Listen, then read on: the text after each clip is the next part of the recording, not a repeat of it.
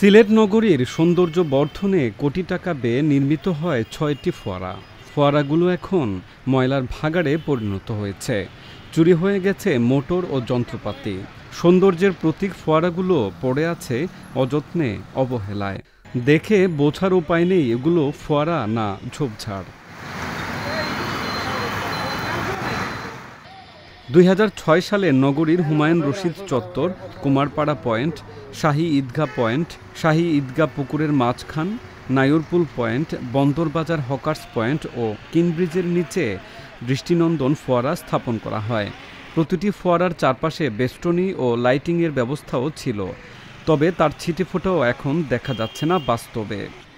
নগরীর সৌন্দর্য ধরে রাখতে ফোয়ারাগুলোর সংস্কার ও পুনরায় চালুর দাবি নগরবাসীর। বিভিন্ন যে গুরুত্বপূর্ণ পয়েন্টগুলোতে দেখা গেছে যে সন্ধ্যার পরে আলোকবাতি জ্বলতো, ফোয়ারার পানিটা পড়তো, তখন দেখা যেত যে মানুষজন ইচ্ছে করেই দেখা যেত ছবি তুলতেছে, ওইখানে যাচ্ছে। এগুলো দ্রুত আসলে রক্ষণাবেক্ষণ করা দরকার, যাতে সিলেটের সৌন্দর্যটাও ফিরে আসে, পাশাপাশি আমাদের পরিবেশটাও যাতে সুন্দর থাকে।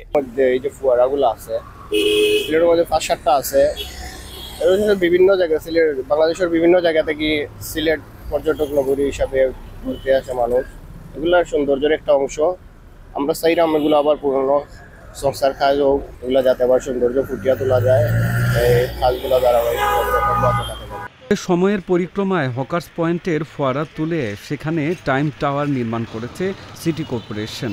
তবে একসময়ের নজরকাড়া ফোয়ারাগুলো এখন চরম অযত্ন, অবহেলার নীরব সাক্ষী হিসেবে দাঁড়িয়ে আছে। নজরদারির অভাবে সৌন্দর্য হারিয়েছে এসব ফোয়ারা। সংস্কার করে পুনরায় চালুর দাবি জানিয়েছেন সিলেটবাসী। এই ফোয়ারাগুলো খুব আধুনিক মানসম্মত ছিল না এবং শহরের অনেক জায়গাতেই সিটি কর্পোরেশন বিগত দিনে যে বিভিন্ন সড়ক মোড়ে যে সমস্ত স্থাপনা করেছে, এগুলোর আসলে তেমন কোনো নান্দনিক সৌন্দর্যও নেই। অহেতুক এগুলো নির্মাণ করা হয়েছিল, অনেক টাকা ব্যয় করা হয়েছে। তো সিটি কর্পোরেশন যদি কখনো কোথাও ফোয়ারার মতো কিছু স্থাপন করে, তাহলে তাদের উচিত সেটা নিয়মিত মেনটেনেন্স রাখা।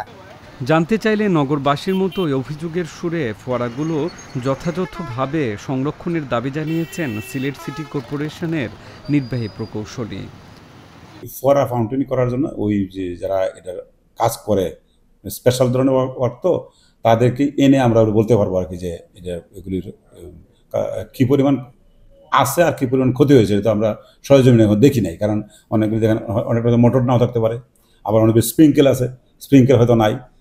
রাইটটাও আমাদের নেই, কিন্তু আপনি যেটা বলছেন সেটা উচিত যে ফোয়ারাগুলি অলরেডি করা হয়েছে, এইগুলিকে অন্তত সংরক্ষণ করা যায়, প্রপারলি রক্ষণাবেক্ষণ করা যায়, সেইটাকে করার জন্য প্রয়োজন বুঝে যেটা বললাম আমি, এই যে মানুষকে সচেতন করার মাধ্যমে যে অন্তকে যে আমার চোখের সামনে যদি কেউ খুলে নিয়ে যায় একটা, এর নিচে না আমি যেন অন্তকে বাধা দিই, এই কাজটা করার মাধ্যমে অন্তকে এইগুলিকে যাতে সংরক্ষণ করা যায়। এখন দেখার বিষয় কত দ্রুত পদক্ষেপ নেয় সংশ্লিষ্ট কর্তৃপক্ষ। ফোয়ারাগুলো আবার নতুন করে সচল হয় কিনা।